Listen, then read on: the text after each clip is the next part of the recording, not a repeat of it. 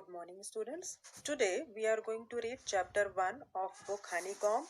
That is chapter 1. Name of the chapter is Three Questions and it is written by Leo Tolstoy. Now let's discuss about the author, Leo Tolstoy. He was born in 1828 and died in 1910. His full name was Count Lev Nikolaevich Tolstoy.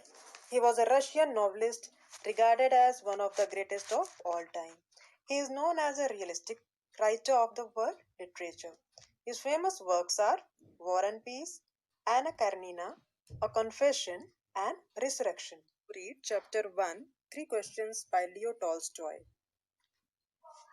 Now let's read and see what is there in the chapter. The thought came to a certain king that he would never fail if he knew the answer of three questions. And these three questions were: what is the right time to begin something?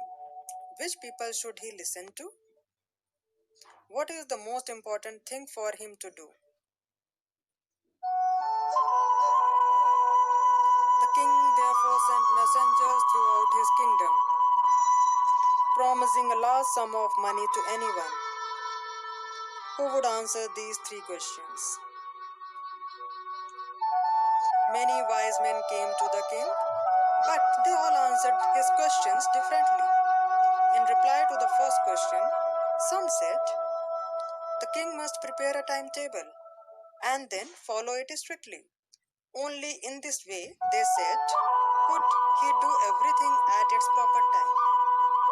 Others said that it was impossible to decide in advance the right time for doing something. The king should notice all that was going on and avoid foolish pleasures and always do whatever seemed necessary at that time. Yet others said the king needed a council of wise men who would help him act at the proper time. This was because one man would find it impossible to decide correctly without help from others, the right time for every action. But then others said that there were some things which could be urgent. These things could not wait for the decision of the council. In order to decide the right time for doing something, it is necessary to look into the future. And only magicians could do that. The king, therefore, would have to go to magicians. In their answers to the second question, some said that people most necessary to the king were his counselors. Others said the priest. A few others chose the doctors.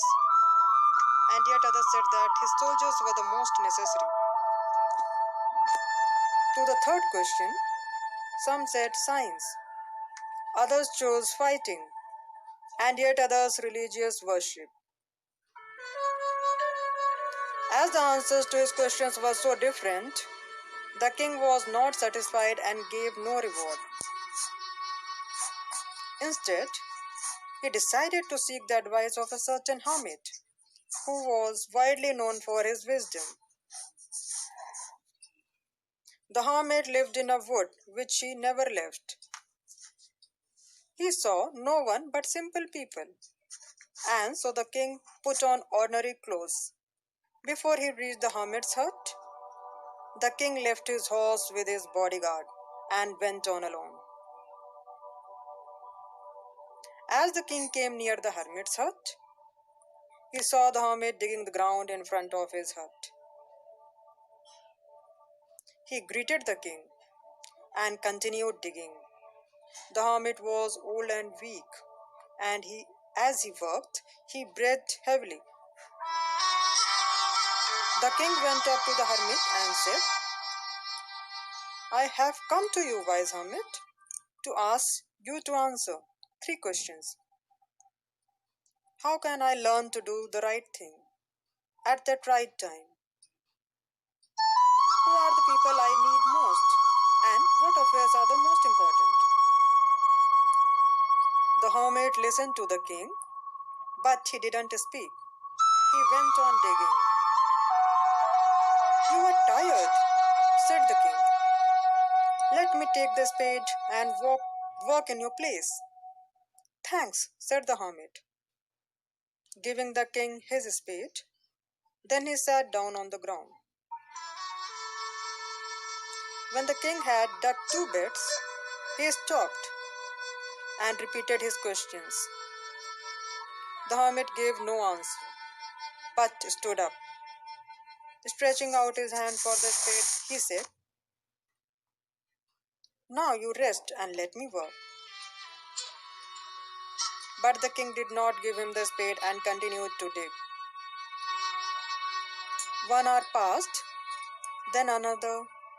The sun went down behind the trees, and at last the king stuck the spade into the ground and said, "I came to you, wise man, for an answer to my questions. If you can give me no answer, tell me so, and I will return home." "Here comes someone running," said the hermit. The king turned around and saw a bearded man